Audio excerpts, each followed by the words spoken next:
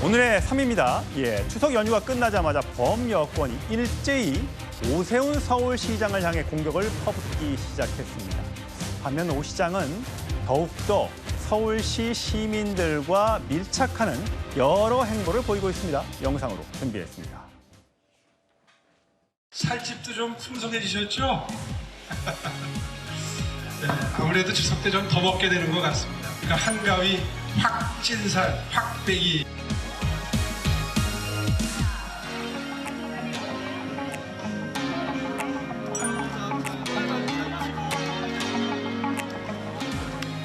오늘 체력 검진하신 소감 어떠셨습니까?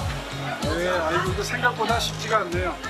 그러니까 평소에 달리기 위주로 운동을 했는데 달리기 열심히 한다고 되는 게 아니고 저는 근력이 조금 더 좋아져야 1등급이 나오는데요. 그러니까 앞으로 근육 운동을 좀 열심히 해야 돼요. 강성필 부대변인, 저렇게 오세훈 서울시장 이명박 전 대통령과의 대담도 하고요. 저렇게 마라톤 행사에 직접 참가하는가 하면 저렇게 살 빼기 운동에도 참가를 해서 여러 가지 시민들과 접점을 넓히고 있는데 민주당에서는 오세훈 서울시장을 공격을 하고 있습니다. 절대 탈환을 해야 하는데 여러 인물들의 면면이 공개되고 실제로 출마 선언을 하신 분도 계시죠. 박주민 의원, 서영교 의원은 출마 선언을 했죠. 그런데 오세훈 서울시장이 좀 밀리는 것 아니냐라는 얘기가 나오니까 김민석 총리를 차출해야 되는 것 아니냐, 강훈식 대통령 비서실장을 데리고 나와서 경선에 넣어야 되는 거 아니냐라는 얘기가 나오는데 어떻습니까? 일단 제일 중요한 거는 지금 선거가 조금 시간이 남아있는 상황에서 민주당의 후보들이 많으면 많을수록 다양한 경쟁력을 보여줄 수 있기 때문에 좋긴 합니다만 결국 선거에 닥쳐서 대통령의 국정 운영 평가에 대한 서울 시민들이 어떤 점수를 주느냐가 저는 서울시장직을 저희 민주당에 탈환할 수 있느냐 없느냐의 관건이라고 생각을 합니다. 오세훈 서울시장 이번에 벌써 4번째 서울시장이기 때문에 사실상 직업이 서울시장이라고 할 만큼 인지도가 상당히 높아요. 그리고 이제 저희 민주당이 보기에는 국민의힘이 상당히 구구적으로 가 있거든요. 그럼에도 불구하고 오세훈 서울시장은 아무래도 단체장이기 때문에 극우적인 면모가 조금은 상쇄되는 효과가 있습니다. 그렇기 때문에 저희 민주당으로서는 힘든 상대라는 것을 부인할 수가 없어요. 그런 차원에서 기존의 후보들도 많이 훌륭합니다만 김민석 총리라든지 강훈식 대통령실 비서실장이 착출이 된다고 하면 좀 더 서울시장 후보로서의 어떤 경쟁력이 올라갈 수 있지 않을까. 다만 김민석 국무총리는 제가 알기로는 서울시장직에 출마하지 않는다라고 알고 있어요.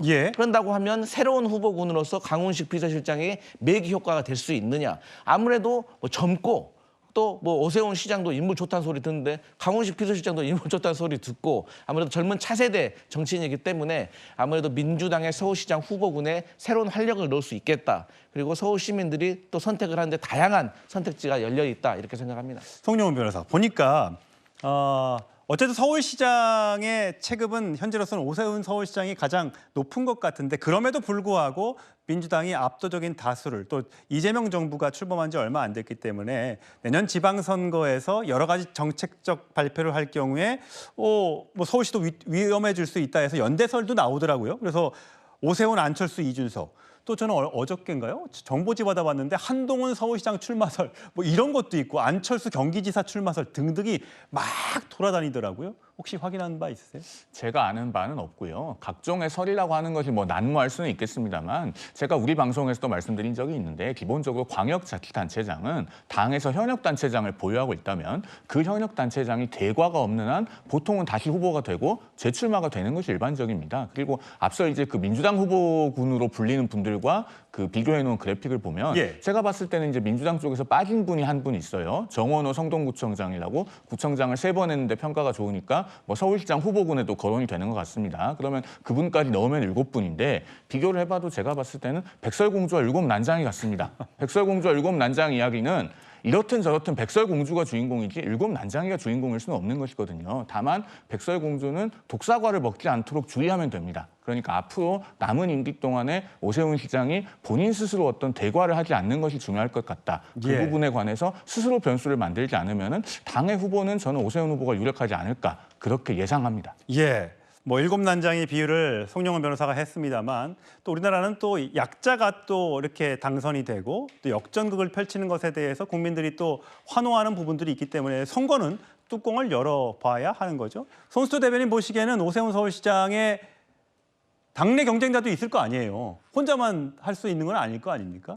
네, 물론 그렇습니다. 당내 경쟁자, 뭐 여러 가지 다자 구도 속에서 또 뭐 경선이라는 부분이 있을 수도 있고요. 근데 지금 독보적으로 오세훈 시장의 어떤 인지도나 지지율이 강한 상황이고 민주당의 뭐 일곱 난장이들이 아무도 그 백설공주를 못 이기고 있는 상황이기 때문에요.